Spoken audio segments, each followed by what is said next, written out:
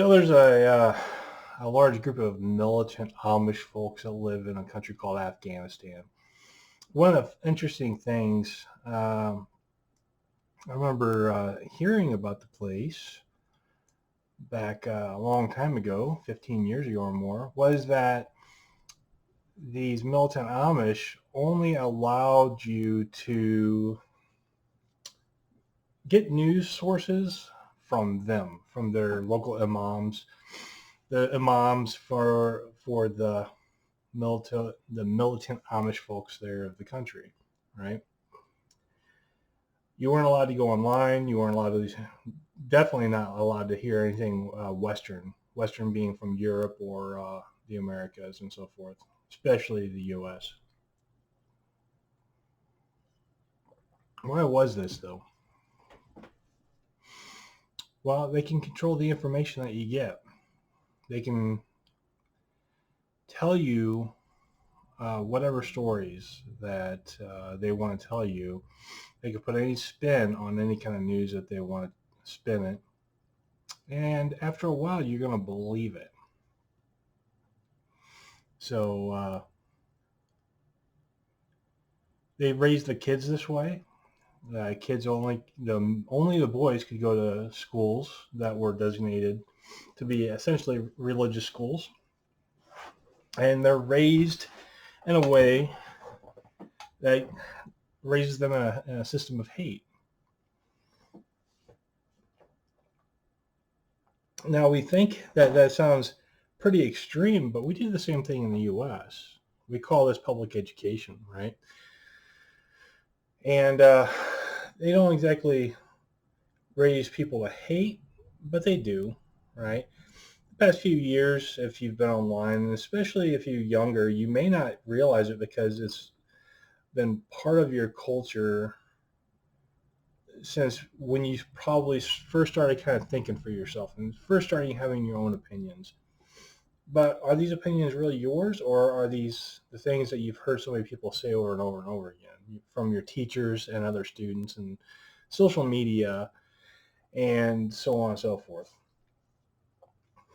The topic of conversation for tonight is to see the world for what it is, right? And this goes with anything. This goes with friendships and work environments and relationships with a significant other. It goes for anything, right?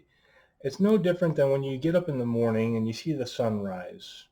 It's a nice cold, autumn morning, nice and crisp outside. The trees are turning colors, the sun's coming up, and you see something that is very beautiful, right?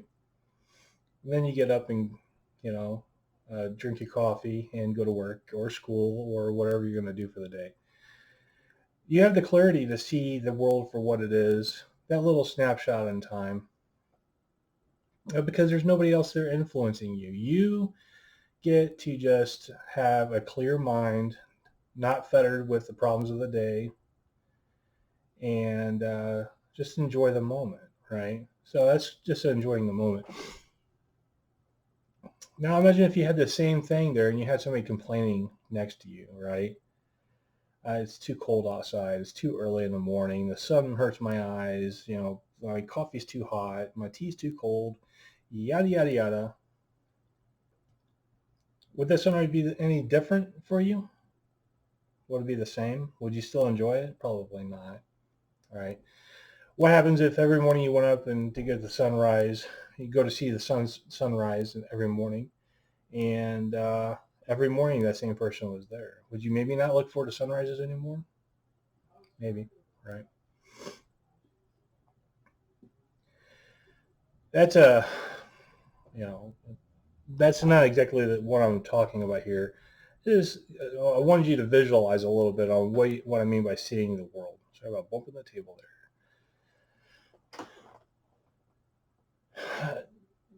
A lot of it's going to come down to what people are going to tell you. Why are they telling you something? What are they trying to tell you? How's it benefiting you and how's it benefiting them? All right. How are they saying things? How are they complimenting you? Why are they complimenting you? You know, are they complimenting you kind of reverse complimenting you? Do they put you down with a smile on their face? You know, these are little things that as you're growing up, you may not realize are happening to you. A lot of times you may not realize that this is happening until you're kind of in your late 20s, early 30s, when you're at an age that you're probably for the first time ever starting to see the world for what it is, right? I'm trying to maybe give you a little shortcut to it, you know, depending on how old you are. And it can also come down to that you haven't, you know, like I said in my intro video, you haven't had a dad in your life to kind of show you a different way, right? There is truly a need for a yin and a yang in a family. This goes for boys and girls, young women and young men. You need both perspectives, and when you only have one perspective your entire life, it's hard to see other perspectives. You're not raised to see other perspectives. Unfortunately, you have a lot of younger folk. They're going to school. You may have a single mom that's raising you. You go to school. Most, if not all, your classes are taught by women. Especially with what I've noticed with young boys, one of the reasons I have started homeschooling my son is that everything he does is wrong, right? Now, why is the world telling you this? Why, especially you young men? Why, you know, you're being separated for whatever reason. You kind of, you know it. You feel a gut instinct that you're being separated. You can start articulating it when you know that some people are allowed to bully you, and if you stand up for yourself, you're the one that gets in trouble, not the ones that go around bullying you and other kids, right? So you learn not to stand up for yourself because you think you're going to get in trouble, and the bullies are just allowed to do whatever. And bullies, that's non-gender specific, right? There are bullies. 50% of bullies out there are boys, and 50% of the bullies out there are girls. You might bully in different ways, but you're bullies nonetheless. You know, but you're taught not to stand up for yourself. Why is that, right? You're taught that something's wrong with you. Why is that? What's wrong with you? You know, because you're active, you want to get out and run around. You'd rather do anything but be trained like Pavlov's dog to the ringing of the bell every 40 minutes in these 8 or 9 hours, 8 or 9 classes you have per day, right? I want you to think about that. Why do you think that they're training you this way? I don't think a lot of the teachers even know. I don't think a lot of the teachers have thought about that. I think the teachers, unfortunately, have been in the school system their entire lives, raised by the same Pavlov's dog ringing of the bell, and they think that's just the way it is. They don't put great thought into why they do it or how they could change it, right? So I don't exactly blame the schools, and I don't exactly blame the parents. People just think this is just the way it's supposed to be. When you hang on to something that's just supposed to be, that's called maintaining a status quo. Sometimes maintaining a status quo is the right thing to do, right? There's a lot of times that there's always improvement that can be done, right? Improvement, though, takes effort and time and really critical thinking applied to the problem. First, you have to identify it as a problem. That's the issue I think we're talking about. Most people don't think this is a problem. Most people think that, well, the schools will raise my kids to be good little communists, and I'll be proud of them, and I'll give them all of the things all of the time and tell everybody on social media how great they are. And then when the kids come home, the mom or dad's going to complain that, well, the kids make me do all these things and yada, yada, yada, and blah, blah, blah. Okay, well, why are your parents telling you this, right? Do you see the disparity there at home after you have been raised to be good little communists at school? And then you try to figure out, okay, why are they so proud of me when I'm not around? But when I'm around, it seems like I just drive them up the wall. What are they trying to tell you there? I want you to think about that, right?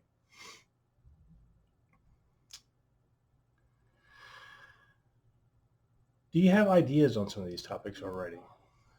I mean, I know my target audience, you may be just coming into the age where you're starting to think for yourself and trying to find these ideas for yourself.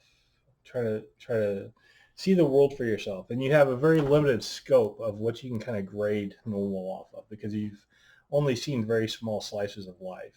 You see home life, you see school life, and maybe anecdotal evidence from the TV or something like that, right? You haven't really experienced a lot on your own.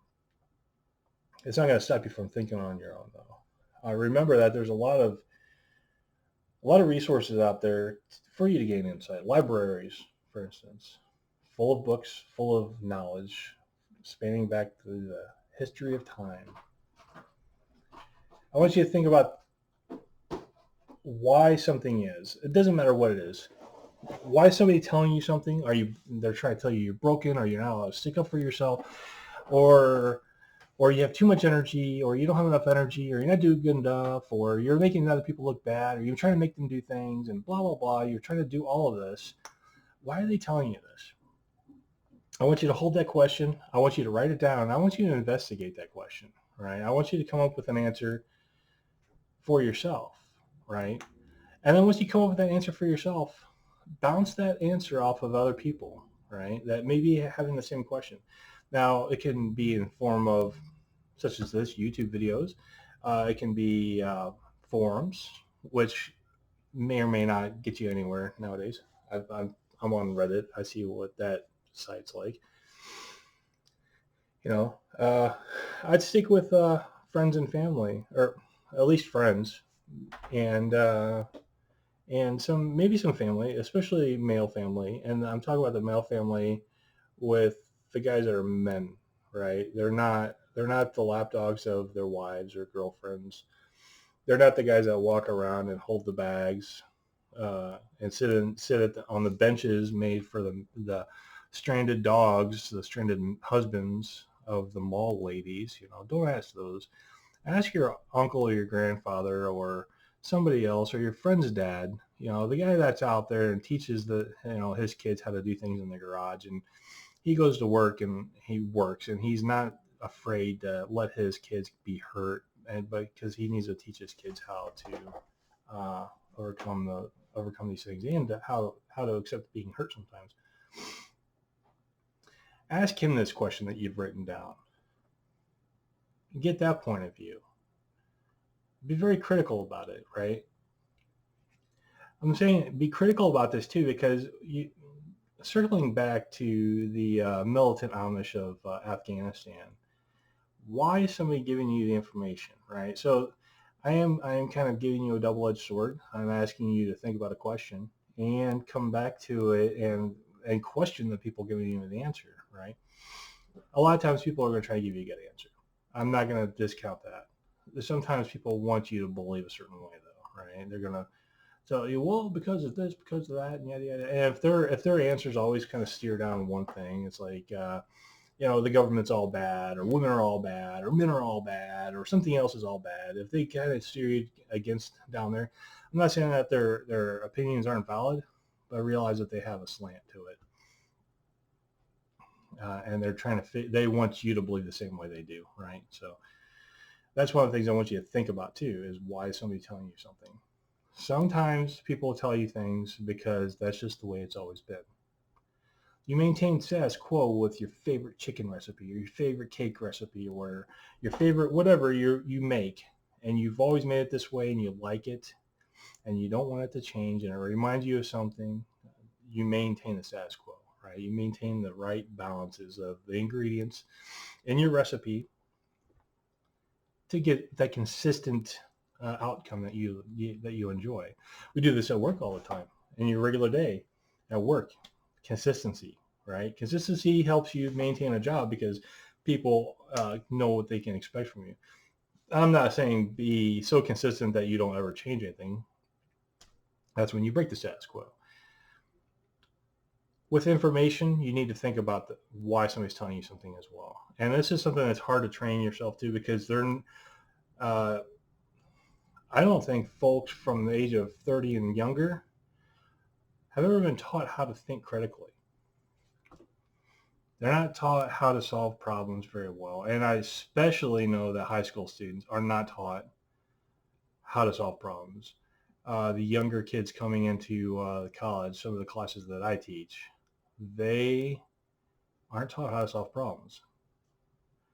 I try to teach them some ideas on how to solve these problems. My monitors just went black. And they're back. Okay.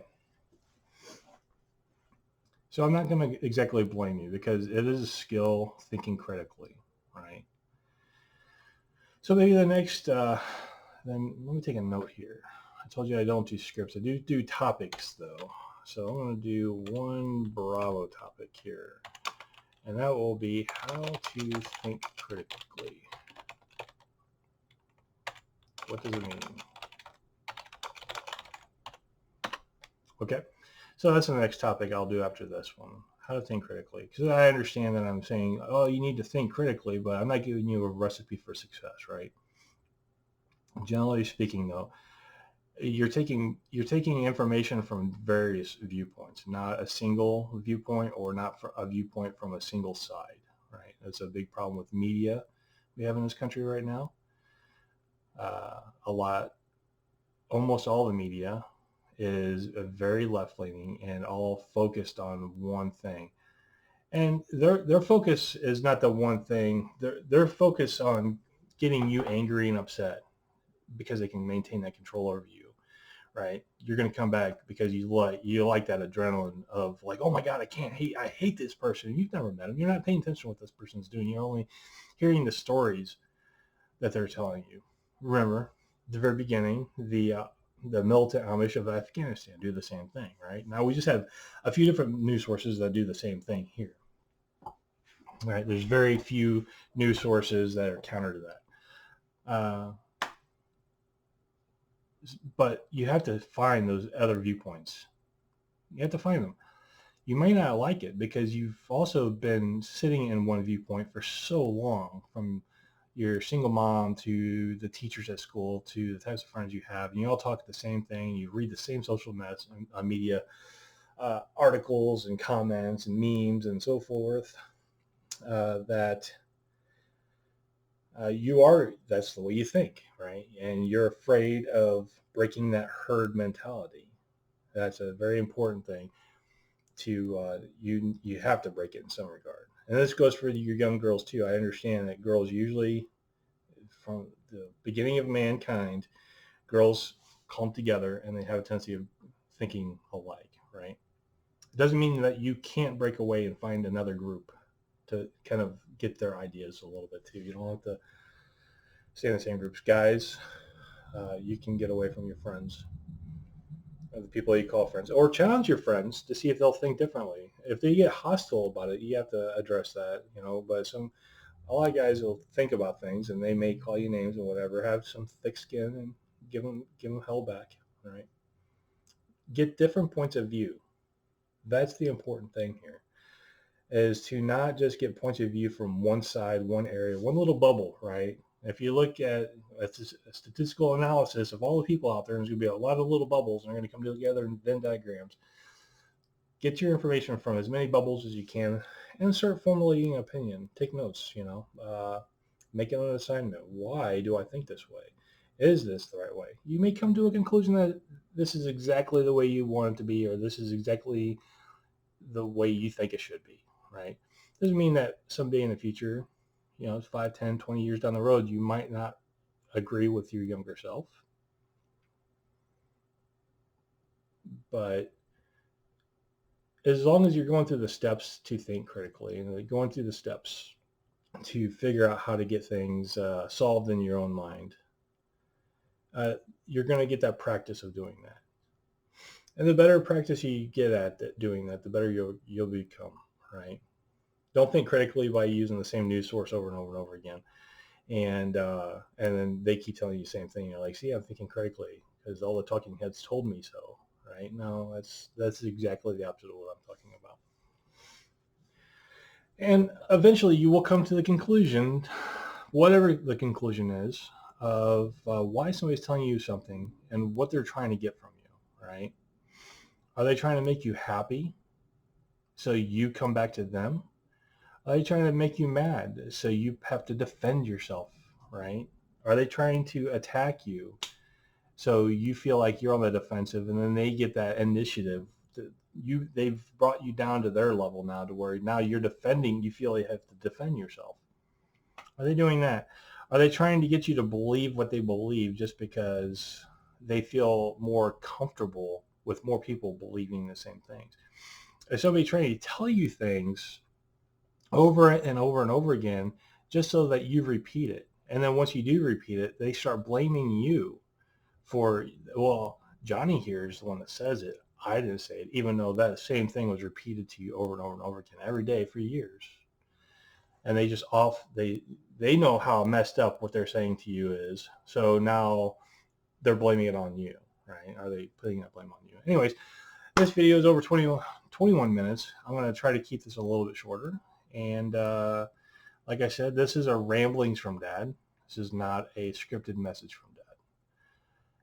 Comments, questions, concerns, put it in the comments below, and I will see you next time. Cheers.